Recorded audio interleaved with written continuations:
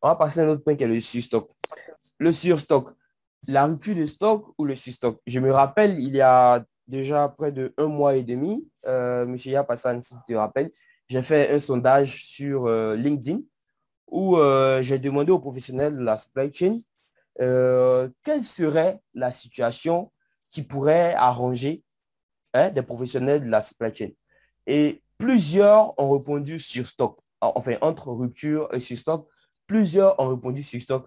Et j'ai eu de belles exemples, j'ai eu de beaux commentaires sur pourquoi ils choisiraient d'être en surstock que d'être en rupture. Donc, je pense qu'à vous-même, si on posait cette même question, vous choisirez automatiquement le surstock parce qu'on préfère gérer les problèmes en interne que laisser nos problèmes perçus par les clients. Puisque le surstock, comme moi je le dis, on induit le surstock, mais on subit la rupture de stock.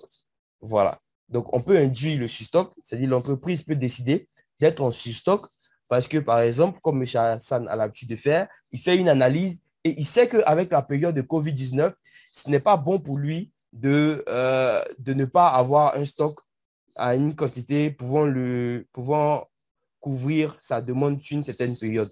Donc, avec cette information du marché, il peut induire le surstock. Il peut induire le surstock de sorte à se prémunir de la situation qui pourrait arriver sur le marché. Donc, comme je l'ai dit, on induit le surstock, mais on subit la rupture de stock. Et moi, je ne vous souhaite pas d'être en rupture de stock. Mais toujours estime que le surstock, ce n'est pas favorable pour une entreprise. Ce n'est pas favorable pour une entreprise parce que c'est de l'immobilisation financière en masse. Si vous avez une entreprise qui a plusieurs projets, vous ne pouvez pas vous permettre d'être en surstock. Ça également, on le sait très bien. Donc, le surstockage, comme on le dit, c'est un excès de stock l'état dans lequel se trouve l'entrepôt lorsque la matière première et les produits finis stockés au sein de l'installation dépassent largement la demande. Voilà. C'est-à-dire, on peut se donner un objectif de couverture. Une entreprise d'une grande envergure peut se donner un horizon de couverture de 6 mois. Mais lorsque vous dépassez les 6 mois de couverture, automatiquement, vous êtes en surstock. Et même si vous avez des matières périssables, là, vous ne devez même pas vous amuser en fait avec les délais et les dates de péremption. Voilà. Parce que si vous vous amusez à être en surstock, c'est clair que vous allez à chaque fois détruire des produits, vous allez faire des gratuités en masse. Entre les gratuités, ce sont des coûts. Et c'est des coûts que vous allez supporter, que votre entreprise va supporter. Donc, ça va vous faire produire 2 fois plus, de sorte à pouvoir atteindre un chiffre d'affaires que vous aurez pu atteindre en produisant moins. Voilà. Voilà pourquoi vous devez travailler de manière efficace et efficiente. Donc, l'excès de stock dans l'entrepôt peut entraîner d'importants surcoûts, comme on l'a dit, logistiques, des flux de mouvements et de marchandises inefficaces, la détérioration également du stock qu'on connaît par moment. Donc, Monsieur Yap, je pense, c'est les différents points, hein. Et les causes du surstock, on va dire une mauvaise planification ou coordination entre la vente, la logistique et la production. Donc, c'est ce qu'on disait avec Madame Traoré. Il doit avoir une bonne synergie. S'il n'y a pas une bonne synergie, qu'il y a une mauvaise collaboration, c'est clair que vous aurez de mauvaises planifications. Et votre couverture doit être, on va dire, vous devez avoir une entreprise capable de vous permettre d'avoir une couverture, on va dire, nationale, hein, comme l'entreprise de M. Yapassan, qui couvre euh, tout le Cameroun. Donc, avec une entreprise pareille, c'est clair que toute votre planification, toutes vos analyses vont vous permettre de prendre les meilleures décisions parce que vous couvrez totalement le marché et vous arrivez à mener des analyses pouvant impacter directement votre évolution, votre chiffre d'affaires. Donc, la réputation également de la marque, si votre marque n'est pas très connue ou bien si vous êtes en phase de lancement, si vous avez un produit avec une capacité de marketing assez faible, c'est clair que par moment, vous aurez du stock en excès et vous allez avoir des difficultés à écouler rapidement vos produits. Donc, puisque toutes les chaînes sont liées, vous devez automatiquement avoir un marketing assez consistant pour pouvoir faire la promotion, faire connaître vos produits à tous vos consommateurs sur le marché sur lequel vous exercez. Après également, il y a l'entrée de nouveaux agents, donc des concurrents sur le marché. Vous devez pouvoir maîtriser votre marché, vous devez pouvoir maîtriser votre part de marché et vous devez pouvoir mener de bonnes analyses de sorte à pouvoir mettre en place des barrières aux nouveaux entrants. Donc, l'entreprise de M. Yap Hassan, qui est leader sur son marché, je sais qu'elle vit quotidiennement ce genre de menaces, des challengers qui sont toujours là, mais, mais, mais, mais elle reste toujours, elle reste toujours forte et elle combat sur le marché. Après, il y a la saisonnalité du produit. Vous avez vu que la saisonnalité revient plusieurs fois. C'est pour vous dire que c'est très important la saisonnalité parce que les individus même vivent par saison.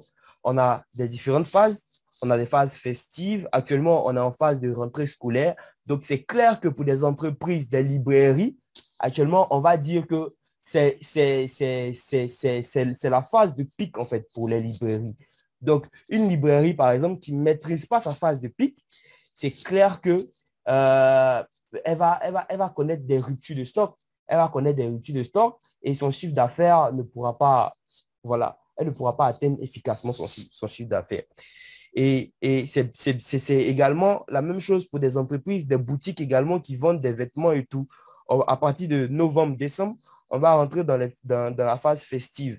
Donc, une entreprise, pareil, doit pouvoir maîtriser la demande dans cette phase-là, de sorte à pouvoir anticiper dès maintenant les prévisions de vente à venir sur novembre et décembre. Voilà, c'est maintenant que tout doit se faire parce qu'on ne sait jamais également avec la période de Covid et tout, on ne sait pas à quel moment les activités logistiques peuvent s'arrêter au niveau du port ou encore au niveau de d'autres pays comme la Chine, le Japon et tout. Donc, voilà un peu certains points qu'on pourrait noter comme cause de surstock. Et également au niveau des actions pour pouvoir éviter les surstocks. Donc, il faut une optimisation de la stratégie de réapprovisionnement dont M. Yap Hassan parlait tout de suite. Il parlait de la stratégie de réapprovisionnement, comment mettre en place un calendrier de réapprovisionnement. Avec M. Yap Hassan, je pense qu'il va nous briefer rapidement dessus. Il faut étudier également le comportement des produits sur le marché. Vous devez maîtriser le comportement de vos produits. Donc, il y a la saisonnalité déjà, il y a le comportement du produit, il y a l'évolution des ventes et tout. Vous devez étudier les stratégies de pénétration de vos différents produits sur le marché. Et aussi, il y a des produits qui sont mieux vendus dans certains domaines que d'autres. Voilà. Il y a des produits, par exemple, qui se vendent mieux dans des bars, si c'est des produits de consommation qui se vendent mieux dans des bars que dans des maquis ou des restaurants. Vous devez maîtriser cela. Donc, voilà quelques points pour pouvoir éviter le surstock et vous permettre d'écouler rapidement vos produits. Exigez des fiches techniques du produit au moment de l'achat. Donc, également, par moment, vos clients peuvent vous demander des fiches techniques pour pouvoir certifier que le produit est un bon produit et vous devez également exiger cela à vos différents fournisseurs. Donc, c'est très important, ces différents points. Je vais passer la main à M. Yap Hassan qui va nous expliquer également les différents points au niveau Allô, du... Aristide, Oui, Aristide, oui, allô, Aristide, pour revenir sur les actions. d'accord. Voilà, ok. Je voulais apporter un peu une sorte de précision concernant le fait d'exiger les fiches techniques du produit au moment de l'achat. Ça ici, s'il y a des acheteurs qui nous suivent là, je voudrais aussi attirer leur attention, en fait, parce que c'est un élément très, très capital qui peut jouer sur le stock, en fait. Je vais vous prendre un cas que nous avons vécu en entreprise. Nous fabriquons les tuyaux PVC et notre matière phare, on appelle la résine, en fait. Maintenant, on a eu une cargaison 12 conteneurs qui sont arrivés. On a déchargé, on a mis au magasin. On était content qu'on va vendre, on va produire et tout et tout. Et on se rend compte qu'au moment de la transformation à l'usine, l'extrudeuse ne rejetait pas, ne ressortait pas le tuyau. En fait, on a enregistré beaucoup de déchets, en fait. Après analyse donc, du bureau d'études, on se rend compte donc que la matière que nous avons achetée est une matière pour fabriquer les tuyaux pour arroser le jardin. Stupéfaction. Alors, on commence à s'interroger. On remonte la chaîne. On se demande donc, OK, quel est le fournisseur qui nous a livré ça? On identifie. Alors, dans la procédure d'achat maintenant, il y a le volet fiche technique.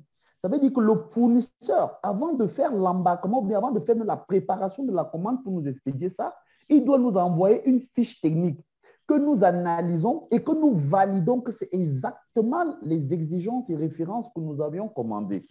Voilà. Donc, maintenant, lorsque nous validons, nous retournons dans la fiche technique au fournisseur et ça lui donne l'autorisation de embarquer le produit pour réception. Alors, on interrogeait donc le service technique qui était chargé de recevoir les fiches techniques. Il lui a dit qu'il n'a pas vu la fiche technique. Et c'est donc comme ça, donc on a un sur-stock, près de 12 conteneurs de marchandises bloqués au magasin et qui ne nous sert à rien en fait.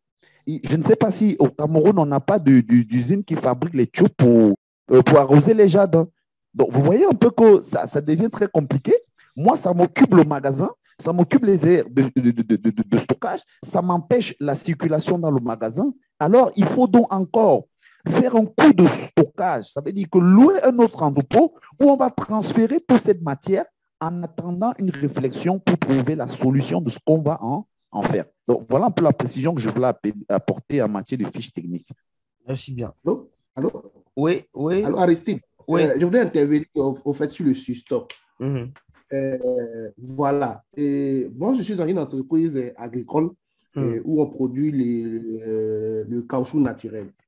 Et à une période, c'est-à-dire de la période de février jusqu'en avril, si vous remarquez bien, le prix de l'EVA augmente en Côte d'Ivoire. Mm-hmm. Donc là, on va parler de la saisonnalité. Ouais. Et pourquoi le prix augmente? C'est parce que la matière première à cette période-là se fait rare. Mm-hmm. Donc, à partir de novembre, décembre, janvier, on est obligé de faire du stock pour ne pas arrêter les usines à partir de février, mars, avril. Donc, chez nous, le surstock, à un moment donné, il est autorisé. Voilà. Pour ne pas être en rupture de matière première. Donc, le surstock aussi, il a ses avantages, je veux dire.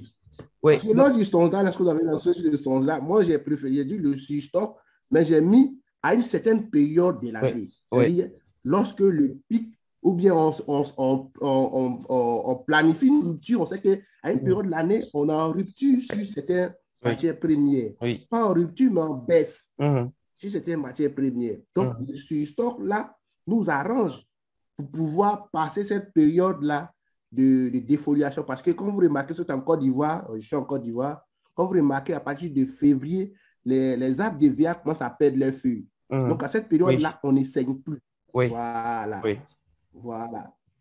Donc, quand vous remarquez, à partir de février, le prix du caoutchouc monte en Côte d'Ivoire. C'est parce qu'il y a une rupture de cette matière première-là. Donc, on est obligé de faire du stock. Je vous comprends. Je vous comprends très bien. Oui. Je voudrais intervenir, c'est possible? Oui, vas-y. Très rapidement. Bon, en fait, je voudrais juste dire au monsieur que c'est le volet stratégique des niveaux de stock, en fait. Voilà. Donc, ça veut dire que c'est une planification stratégique en fonction de la demande, des prévisions que le marché nous impose. Ou bien, par exemple, lorsqu'on dit, les feuilles sèches et tout ça, c'est un cas de force majeure. Et il faut pallier à ça. Alors, il a trouvé la meilleure stratégie. Je dis que sur une période de novembre à décembre, il doit créer du surstock au magasin. Il faut induire le Maintenant, c'est tout à fait. Maintenant, les impacts, les conséquences on peut avoir, c'est qu'on a un coût logistique, en fait. Ça veut dire qu'il lui faut maintenant un espace de stockage approprié pour pouvoir maintenir ce surstock-là. Il faut éviter d'empiéter sur les voies de circulation pour empêcher, s'ils utilisent des engins motorisés, de pouvoir circuler entre les marchandises. Donc, mais je dis, c'est un volet stratégique et tout manager qui gère les approvisionnements et le stock, c'est pour ça que j'ai dit, on doit rester en éveil sur la réaction du marché, en fait. Voilà. Écoute, moi, je suis pleinement d'accord. Hein. Comme je le disais tantôt, le surstock, on peut l'induire. Donc, c'est un cas palpable que M. Nda Ulrich a donné. Hein. Le surstock, eux, ils induisent le surstock à partir de décembre, janvier, pour que la phase où on n'arrive pas à saigner les VA, ils puissent toujours tourner. Et également, c'est une stratégie, comme M. Yapassan l'a dit, parce que déjà, à cette période-là, vous achetez au prix bas et en phase où les VA se fait rare, vous avez du stock. Donc, vous n'achetez pas lorsque le prix de l'EVA monte. Voilà, vous avez du stock et vous avez acheté plus bas. Donc, vos usines tournent jusqu'à ce que la saisonnalité puisse passer et que toutes les activités puissent reprendre normalement. Donc, moi, je pense que c'est un bel apport et c'est un bel exemple, en fait, de stock. Donc, comme on le dit, ils acceptent de supporter les coûts, comme M. Hassan le disait. Ils acceptent de supporter les coûts logistiques, des coûts de stockage et tout, pour pouvoir permettre à leurs usines de fonctionner. Donc, également, c'est de pouvoir mener des analyses. Hein. Moi, je vous dis également, toute activité logistique, toute activité supply chain mérite de faire d'abord des analyses, des simulations. Vous devez faire des simulations déjà à partir de novembre-décembre pour voir les coûts que vous supportez dans cette période. Est-ce que c'est moindre par rapport à ce que vous gagnez lorsque votre entreprise ne tourne pas? Donc, ça c'est peut-être le cas, il est positif pour lui, son entreprise, mais pour d'autres entreprises, le cas n'est pas favorable. Donc, en cela, ça, c'est pas une décision optimale pour vous, en fait. C'est-à-dire, le surstock n'est pas optimal pour des entreprises où lorsqu'elles font l'analyse entre coûts et profits, bah, elles ont des profits moindres par rapport aux coûts qu'elles vont supporter pour le surstock. Donc, c'était un peu aussi ma petite contribution pour renchérir, en fait, le point sur le surstock. Donc, M. Hassan, on passe rapidement sur les conséquences du surstock. Je pense que ça, c'est un entrepôt. Oui, Aristide, effectivement, c'est un entrepôt qui est en train qui a un gros coût de surstockage. Donc, vous voyez un peu que lorsque vous avez à faire une grande cargaison au magasin, vraiment qui est une faible rotation du stock, qui ne réagit pas au marché, vous allez voir qu'à un moment, vous allez être vous avez fait de la paresse pour le suivi de cette marchandise-là. Vous voyez, par exemple, tout un lot qui se vexe. Vous voyez, par exemple, au sol, la couleur de la matière. Vous voyez un peu plus loin là-bas comment la matière est déchirée parce qu'on ne peut pas passer tout son temps à faire de la manutention manuelle, à tout moment changer de position, et ainsi de suite. Voilà, il faut vraiment éviter un peu le deuxième. Oui, allez-y.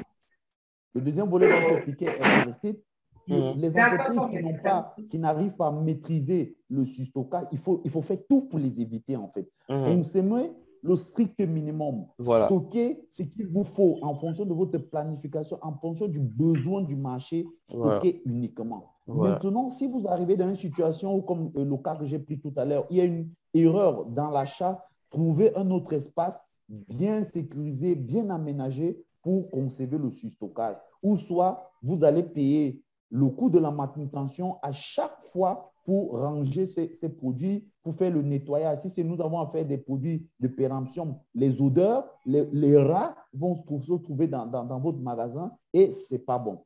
Donc, moi, je suis complètement d'avis avec vous. Hein. Je suis complètement d'avis avec vous. Donc, au niveau de l'analyse des KPI du surstock, je pense que vous allez nous entretenir également. Voilà, c'est le même principe. Aristide, je voudrais même que qu'un volontaire ou deux volontaires se prêtent au jeu, le jeu de l'analyse, pour que vous savoir si vraiment ils sont en phase avec nous. Comme je disais, pour ce qui est des indicateurs, ils ne doivent pas être supérieurs à 10%. Donc, soit c'est égal ou inférieur à 10%, ça nous permet de réaliser l'atteinte des objectifs. Bon, je ne sais pas si on peut avoir un volontaire qui peut nous faire... On va prendre monsieur Jean-Luc Kouadjo. Monsieur Jean-Luc Kouadjo, vous pouvez activer votre micro. Pour l'instant, on va... monsieur Jean-Luc, vous allez nous faire cette petite analyse rapidement. Il nous reste 4 minutes pour cette session. On va fermer et on va revenir. Donc, on va faire la petite analyse et on va continuer. Moi, je voudrais vous dire merci déjà. Comme vous avez dit, je crois que je n'ai pas fait trop d'analyse. Je reste à l'écoute par rapport à toi et puis Hassan pour voir dans quelle mesure je pourrais m'inscrire à la formation, pour maîtriser aussi le côté Excel pour que je sois plus dynamique dans l'exercice de mes fonctions. Je crois que c'est un peu ça. Ok. Je crois que peut-être Jean-Luc n'a pas compris ce qu'on nous demandait. Voilà, peut-être, peut-être. Je disais, en fait, le truc, c'est qu'on a besoin d'un volontaire pour faire cette analyse de surstockage, en fait, par rapport à ce que j'ai déjà eu à faire, quoi. Je veux qu'on soit en phase, en fait, pour que vous vous habituez aussi à faire ce type d'analyse. Oh, je n'ai pas compris. Parce que, en fait, ici, l'objectif, c'est celui qui est en bleu, là. Ça veut dire que les réalisations ne doivent pas dépasser l'objectif. Donc, c'est un peu ça. Donc, si la réalisation dépasse l'objectif, c'est pas bon, en fait. Donc, je voudrais que tu nous fasses cette analyse-là. Comme j'avais bougé, je n'ai pas trop bien suivi. Bon, là, je vois que dans le mois de janvier, on était à... C'est ça, je suis sur la voie, non? Je crois. Allô? Oui, c'est ça. Je suis sur la voie. Ouais, dans le mois de janvier, nous avons 1%, c'est-à-dire que nous n'avons pas dépassé les objectifs. C'est-à-dire que c'est déjà bon. Il y a eu une bonne maîtrise du stock. Alors, on a fait 1%, moins de 10% de stock. Mais on a vu qu'il y a eu un relâchement au niveau du mois de choses. Je ne vois pas bien les mois là en bas. Les mois en bas, je ne vois pas. Février, c'est le mois de février. Oui, l'écran n'est pas trop affiché avec moi ici. Il y a janvier, février, mars, avril, mai, juin. Voilà.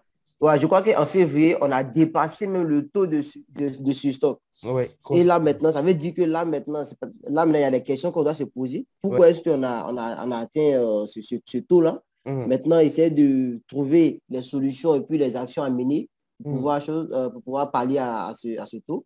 Je vois que dans le mois de mars, on est revenu à 0% de surstockage. Donc là, c'est déjà, ça veut dire que les actions qu'on a prises, les décisions qu'on a prises dans le mois de février ont porté leurs fruits dans le mois de mars. Et je crois que nous sommes restés un peu stables jusqu'au mois d'août, je crois. Donc ça veut dire que là, mais dans le mois d'avril, nous avons eu un relâchement un peu qui est parti jusqu'à 1%. Donc ça veut dire que là déjà, le gestionnaire stock a fait quand même à respecter un peu les décisions qui ont été prises depuis le mois de février où nous avons fait 13% de surstockage. Monsieur Yap, si vous avez quelque chose à ajouter, il nous reste 1 minute. Non, c'est parfait. J'aurais plus rien à ajouter, c'est parfait. Bon, et je voulais dire à Jean-Luc que c'est maintenant en formation, nous on montre comment on calcule dans ces indicateurs et on établit dans ce graphique analytique en fait. Justement, Hassan, on va se voir après la formation. Il n'y a pas de souci, il n'y a pas de souci. D'accord, il n'y a pas de souci. Donc, je pense que tout est dit. Là, de janvier à juin, on voit bien qu'en février, on est quasiment au-delà de la marge en fait qu'on s'est donné pour le surstockage. Et ça, on va pas dire que c'est pas bon pour l'entreprise. Donc, mettre en place un plan d'action permettant de retrouver en fait les objectifs qu'on s'est donnés. Donc, je pense que c'est ce qu'on a fait avec M. Yapassan, où on est descendu en mars, en avril, en mai, et on a maintenu le cap.